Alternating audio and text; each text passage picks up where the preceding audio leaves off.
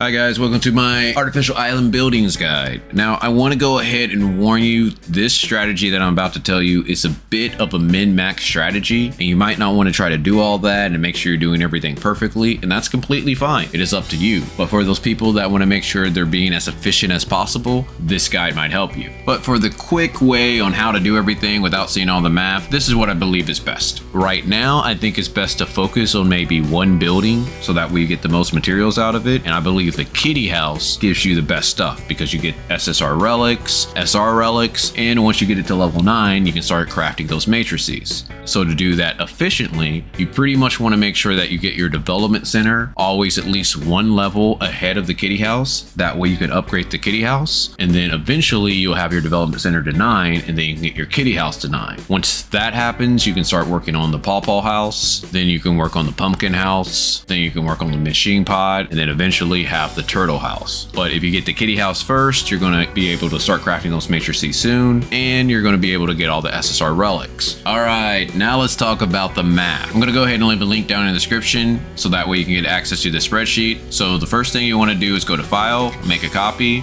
and then you want to enter in a name. So I'm just going to call this Test 3.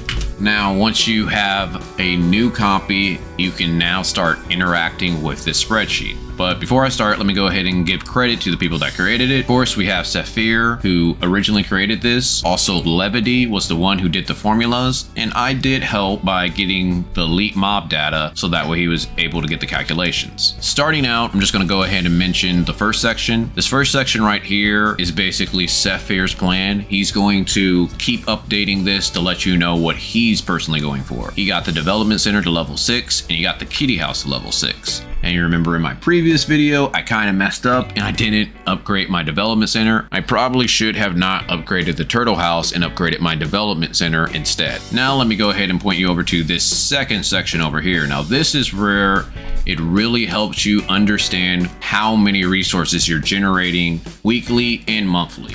Currently, all of my houses are level 5. And what you're able to do with this spreadsheet is enter in that value right here. And as I enter in what level my house is, it tells me how many resources I'm generating hourly, how many I'm going to have at the end of the month, and how many I will have weekly.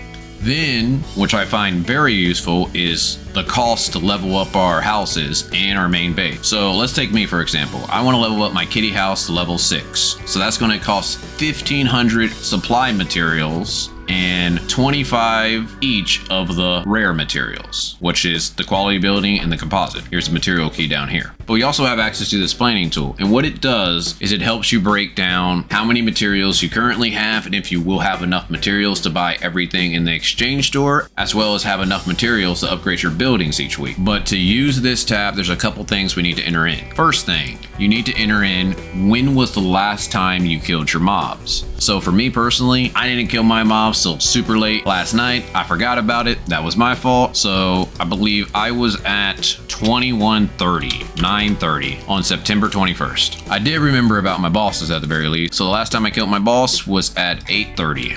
Now let's go ahead and put in how many materials you have in your base currently. So just for the example, let's just say I have 1,000 of the common materials of each of them. Then for the rare materials, I have 200 each. And then for the last section we need to enter in is our building levels. Now again, all my building levels are level 5. And with that, you have pretty much all the information you need to use this planning tool. There's only a couple sections left. Now, here's the exchange store item. Now with this, you can decide what items you want to buy. Now for me personally, all I want is the relic shards and the weapon augment box, but I guess I'll go ahead and take some clusters to upgrade my gear. Don't really care too much about the weapon battery pack, don't really care much about the special gift, and I don't really care much about the gold. So as you notice, it's already updating saying that, hey, you're going to need 4,000 metal, 4,000 energy, and 4,000 supply on a weekly basis. But then we have the monthly checklists, and again, I recommend that you just get everything in the monthly, but let's just say like, I don't really care about joint supply chips, so you can knock all those out.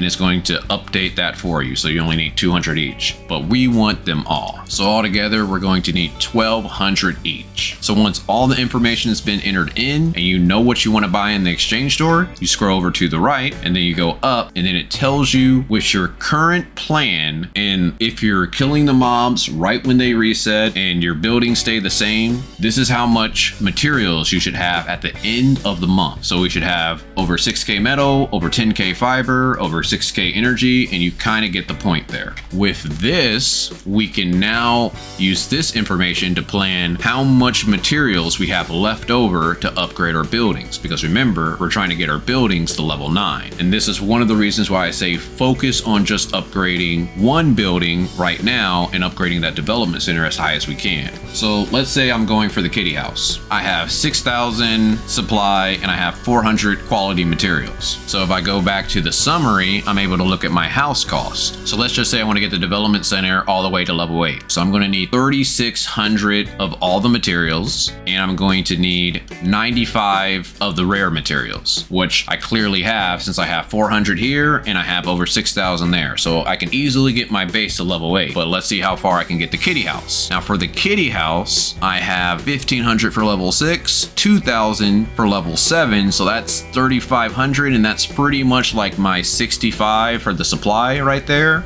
And then I only need 30 and 25. So that's still under 400. So I should be able to get my kitty house to level 7 next week and get my development center to level 8. So as you can see, this tool is pretty helpful, at least when it comes to planning what your next move is. But if you want a more detailed explanation on how to use this tool, be sure to check out Sethphir's video. I'll leave a link down in the description of that also. But hopefully this was helpful for you, and I'll talk with you guys later.